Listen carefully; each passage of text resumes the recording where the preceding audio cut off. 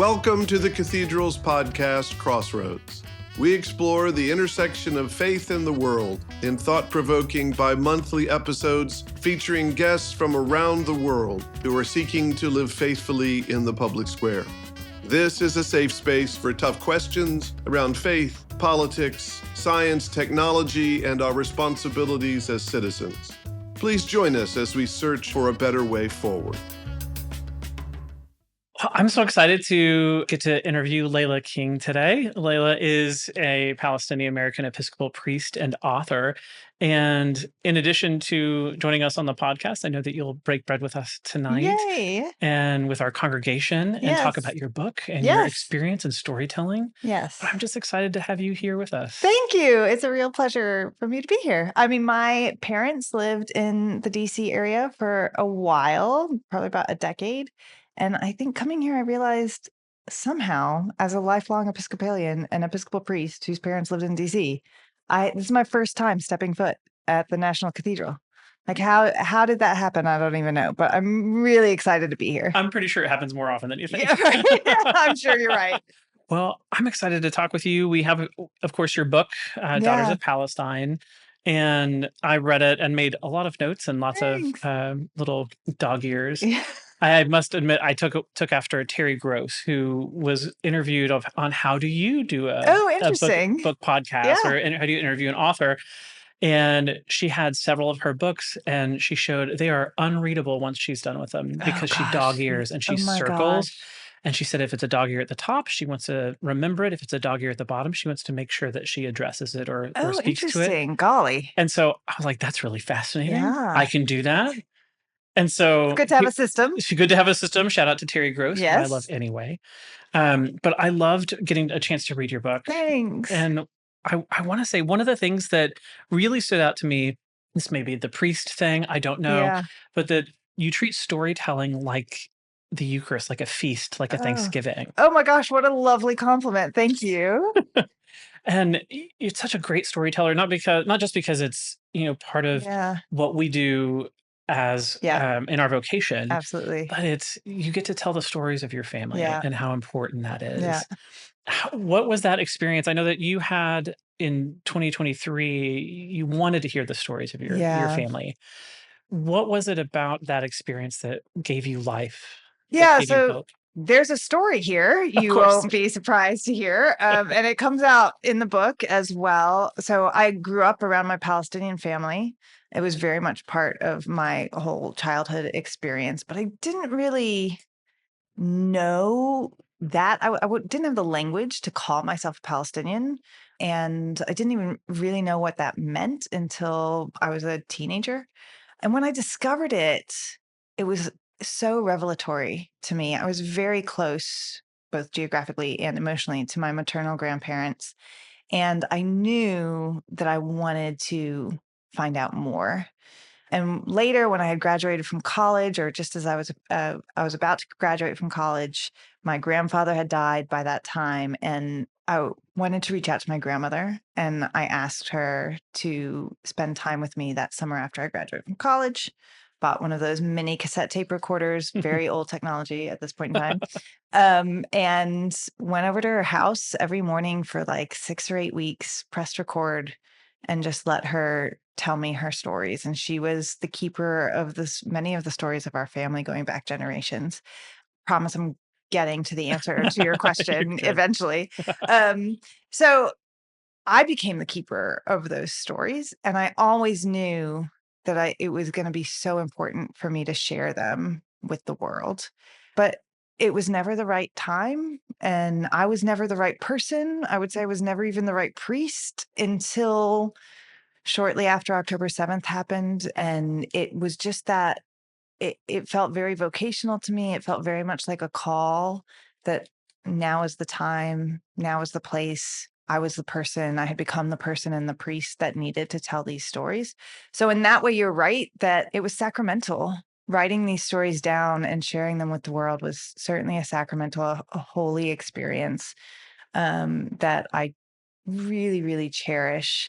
So that's one reason why I think storytelling is so important, because that's how I received these things, is through storytelling, and that's how I'm passing them on. And then the other thing I've discovered doing this work of what I call advocacy through education is that storytelling circumvents the knee-jerk reactions that people have to all sorts of things that, are ingrained within us. And when we hear certain rhetoric or hear certain words sometimes, that can just raise all our hackles and we get really defensive about, for various reasons, some of which are valid and some of which are not, right? Sure. But storytelling gets behind those defenses in a way that is very powerful. And I don't mean that to sound manipulative. I don't think it is manipulative. It's just reality. And it has made me really understand the work that Jesus does and the number of parables he tells. Because I'm all of a sudden, after writing this book, I'm like, oh, this is why he tells parables, right? This is exactly why he tells parables, because it gets beyond those defenses and those knee-jerk reactions. And people can't hear you when you're using all the old tried and true language. They can't hear you. And it's not really their fault. They just can't hear you. But when you tell a story, all of a sudden doors open, ears open, eyes open, and we can get somewhere. We can move somewhere together that you can't do otherwise. So that's why I think storytelling is so important. That's really beautiful. And I see storytelling as really important too. Yeah. And one of the things this reminds me of is learning a language in a way. Yes. That when I learn a language, I learn to love the language, and then I can't help but learn to love the people that speak the language. Yes. And storytelling does that in a different kind of way. Absolutely. We know the people and the heart of who they are in a different way. Yeah. And so we come to love them. Yeah.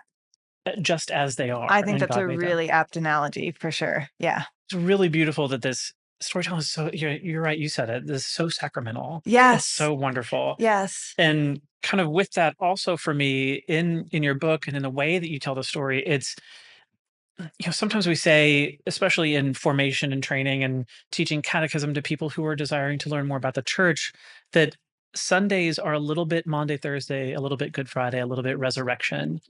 And I hear those things in all of these stories too. The number of times that your family had to move, and the tragedies that occurred. But then the depth of faith that was present is so incredible, and gets to something so visceral in each one of us. Yeah. And I think what I love about my grandmother's stories is that the faith is unself-conscious. It's not like she woke up and was like, I'm going to be a really faithful person, right? Like, the fact is that she was a really faithful person her entire life. But even when she was an old woman and reflecting on this, she would say, oh, I didn't really have much faith. Or I sang the songs and I said the prayers and I read my scriptures, but I didn't really know God. And what comes through so triumphantly, right? So realistically is how well she knew God and how well God knew her, which is the much more important thing, right? How well God knew her from her very inception. And that's really a through line through all of it, all the highs and all the lows and all the fear and uncertainty and all of it, right? Is this intimate relationship that begins with God, but that finds its answer in her faithfulness despite it all.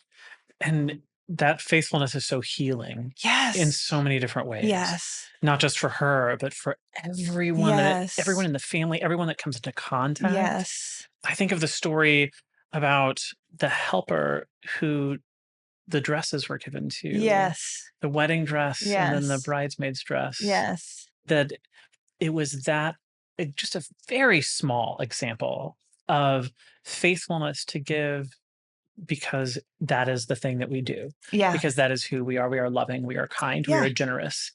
That And even again, in the midst of just unbelievable tragedy. Yeah. And complicated, messy humanity, right? Where not everything is clear, not everything is clear cut, and there's commonalities among us all, whatever our religious faith, tradition, whatever our ethnicity, and there's differences that are real and sometimes sources of tension.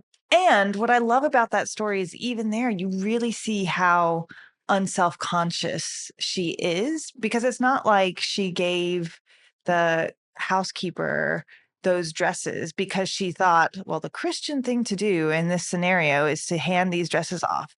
It's just, and this was my experience of her, knowing her in real life. It was, if you think of sainthood as that sort of well of spiritual knowledge and intimacy with God that exists within the saint, and everything the saint does is just an outpouring of that. It is not a decision that she is making to do, quote unquote, the right thing. It's just an outpouring of being who she was. And I think really having this intimate relationship with a God that she trusted absolutely. And I really think that trust came in the midst of her experience of catastrophe and finding herself at rock bottom, and finding, as an old priest I knew once said, finding that the bottom holds, right? Like finding that that God's presence is there despite being at rock bottom. So in a way, it is the redemption of that tragedy and that horror and that injustice, is that it gave her this faithfulness that she carried all her life and that she handed on to me. Right. And is the reason why I'm sitting here as a priest of the church today, is because of that moment of darkness in her life where her faithfulness carried her through. And it's so incredible. And I, of course, marked that page in your book because it's so poignant to me, because I read it a couple times. And I will admit, the first time I read it, it sounded like something what someone in my family would say as a kind of a flippant, like, oh, I don't have that kind of faith, like whatever, self-deprecating in a way. Yeah. And then what's behind that is a profound sense of humility. And what's behind that felt like a profound and deep faith. Yeah. That goes beyond our comprehension. Yeah. Like you said, like the idea that when we are saints, and when we look at the saints and we look at the example that they set for us, that it is so much more than what we say, and so much more than just it's the quote unquote right thing to do. Right. That it goes so far beyond that. And I'm going to quote it because it was so wonderful. This comes from chapter about midway through the book. There's a prayer that I'll just read it. So, and I prayed silently to myself all through the trip. Please, God, help me do something about this. But I did not have the same relationship with God I have now. I was a Christian and I went to church, but I did not know God as well as I would grow to know him later in life. I learned scriptures and sang hymns, but it was not enough because danger was glaring at us and we could not face it. Yeah. But the thing is, we know the rest of the story. Yeah. Right? And she does face it. She does face it. She absolutely faces it. It's like, it's like when Jesus is telling a parable and literally hurling the stories at us. Yes. This is something that it feels like it's in mid-flight coming toward us. We know the end. It's like the resurrection story. We know the end. We might be in a Monday, Thursday moment. We might be in a Good Friday moment. We know the end is resurrection. We just have to get through Holy Saturday to get there. I think that's really true. And I know what she meant, right? Like when she was older, and a lot of this is cultural and both culture of time and place, right? When she was older and she was in the States and she joined an Episcopal church, there was so many options for education and Christian formation that she didn't have when she was younger.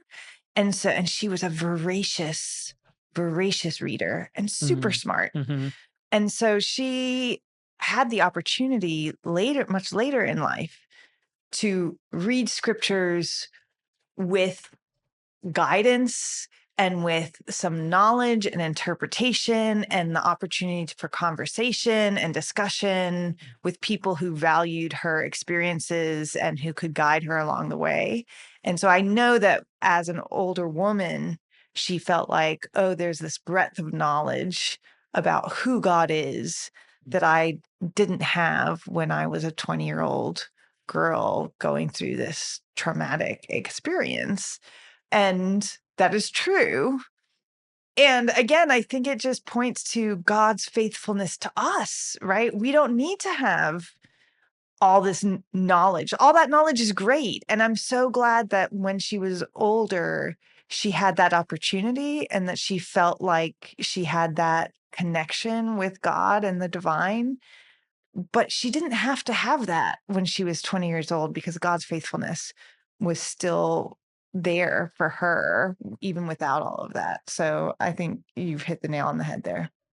There's a great story that kind of as a thread through this whole narrative about the cross necklace. Yeah. And I love it because I giggle every time I think about it, how it becomes this great symbol, not only of faithfulness, but of a desire for the future. Yeah. That there is always hopefulness, even when you think you've lost it. In the story where it's lost and it's found the next morning. Yeah. And then the story, I think of you when it was your mom gave it to your daughter soon after she was born. Yeah, she sort of like, right. But it's sort of like why I love that story is that it's this wonderful mix of sort of typical feminine old wives superstition that is precious. Yes. And real in some way. I mean, this cross necklace, which is supposed to help young women, find a husband, like total nonsense. And yet the women in my family who wear the necklace find their husbands, right? Like, I mean, there is something like precious and real about that I think is worth honoring and not just being dismissive of. Right. But it's also a cross. And it is a symbol of our faith and that faithfulness and that trust in God's faithfulness to us. And it is something that is handed down along that, like a physical thing that is handed down along that maternal line in the same way that my faith has been handed down to me through that same maternal line, right? So there's this practicality of that. I mean, talk about sacrament, right? An outward and visible sign of an inward and spiritual grace. And I think that comes through in that story, which I really love about it. Yeah. It is that amazing tangible thing because I'm both a very visual person and tangible person. I like to see it. I like to touch it. I know I'm not the only one. Yeah. And, I can't help but think about the world in which we live, the situation that's going on with the tragedy as we see every day. It's overwhelming. We experience empathy fatigue. We experience just soul weariness. Yes. And so I wonder, what do you feel is that tangible thing or that emblem of hope that we can carry, especially as we look at what's going on with Gaza? Yeah. Right I mean, Palestine, the West Bank, Gaza, but also like here at home, in our own streets, in Sudan, in Ukraine, like all over the place. It just feels like evil is winning a lot. Yeah. And I think it's a really hard question because I am an optimist. Some would say I'm an idealist at heart. But it's hard to maintain any kind of optimism that is not absolutely naive when you are faced with the realities that we are faced with. And I would be lying if I said that there was some easy fix to that. There's not. I mean, most days I struggle to maintain sanity, and I don't struggle so hard with hope. I think one of the things that I have learned, so I'm truly a bivocational priest. It's not a terminology that I like to use most of the time, but my priesthood certainly has two distinct calls on it. One is doing this work of advocacy through education about Palestine and Palestinian Christians, but the other one is working with small churches, and that just fills me up so much. And I'm really lucky to have a job where I can do that. Someone actually pays me for it, which is great. And my two vocations very rarely intersect, but one of the few places that they do intersect is around this question about where you find hope when things seem bleak. Because one thing that I have learned from working in and with small churches and small church leaders is that we can be in control of only those things that we are in control of, right? And we are, I mean, it is such a hard thing to hear, especially when I'm in these small churches and they're always telling me, oh, like, we need more young families in church, or we got to get more butts in pews. Right. And I always have to tell them, you don't have control over that, right? Like you can't just magic up more people to come to church on Sunday morning, right? Right. What do you have control over? You have control over how you are living and speaking and doing the will of God and discerning the will of God for yourself and for your community and the world about you. And when you are doing that well, you can see the impacts. And it's not going to impact the entire world. It's not going to, you're not going to be able to change things halfway across the world. You're not going to be able to change things in a different city. You may not even be able to change things in your own city, but you can make an impact in someone else's life. You can make an impact in the little community that you happen to live and work in, right? And those things matter. In fact, I would say they're the only things that matter, right? Very few of us have the opportunity to change things on a global scale, but we do have opportunities to do God's will and spread the good news of Christ Jesus in word and deed every single day. And where else are we to find hope, right? Except in doing that. So I can't affect what's happening to my people in Palestine right now. And I'm horrified by it. I can't do anything about what's happening to people on the streets here or to Ukrainians or to the Sudanese, right? I can't do that.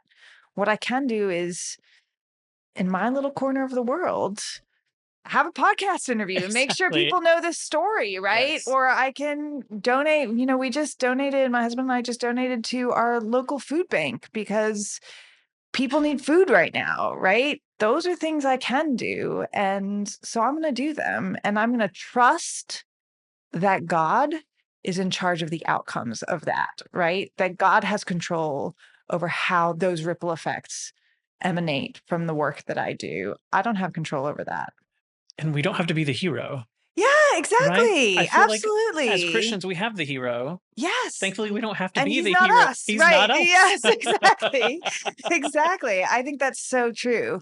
It's so hard to remember or to remind ourselves of because we want to fix everything. Yeah. I want to fix everything. I want the world to not hurt anymore. I want people to be healed. I want people to be in good relationship. I want people to be fed. I want people to have shelter, be warm, especially in the cold, all of that. I want it, but I can't do it by myself, let alone I can't fix everything. Exactly. And so if I can just do one thing, I wonder what that one thing is today. I always, this is not the first time I've had this kind of conversation. I have to be honest with people and say, like, it's not like it's easy because I'm someone who really likes to fix things, but also really likes to be in control. Like, it is very important for me to be in control of as much as possible.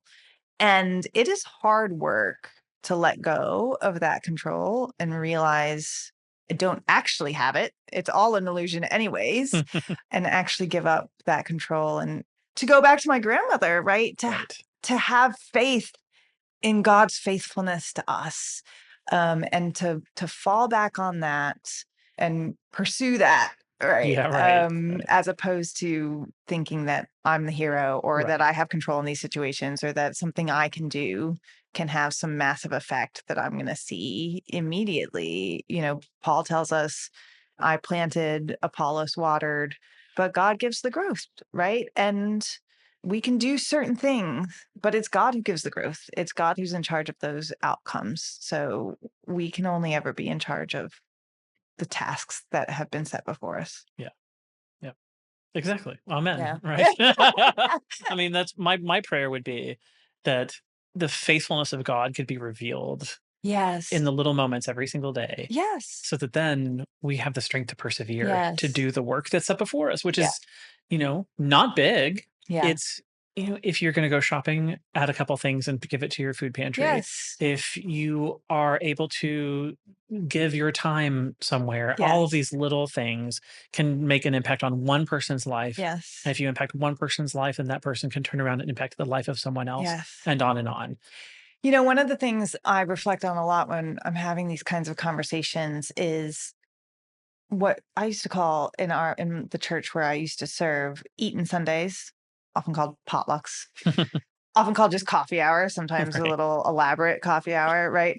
But we think of the Eucharist that we experience on Sunday morning, which is real and sacramental. Mm-hmm. And oftentimes there's a second Eucharist that happens over the coffee pot when the casserole and my favorite, the deviled eggs, Oh, yes.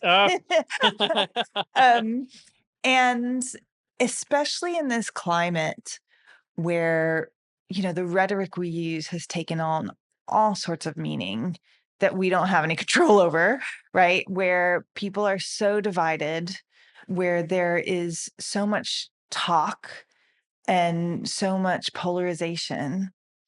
And then I go to these small churches that without fail, I don't care whether I'm in rural Texas or downtown San Antonio, there are people on all sides of the spectrum and everywhere in between in terms of our political beliefs. And without fail, in these small churches, coffee hour that follows Eucharist. And I think that it's important that it follows the Eucharist, right? That's where transformation happens. Yeah. That's where people can come together and have real conversations with one another and meet each other as human beings and tell the stories and share things and be vulnerable with one another. And I'm not saying people are talking politics over coffee hour. Mostly they're not, but they are being intimate with one another in really powerful ways. And I think over time, that's where God shows up, right? And that's where transformation happens. And I think if there is a solution to the political disaster that we find ourselves in right now, it's church coffee hours. Like that's where the solution is going to lie.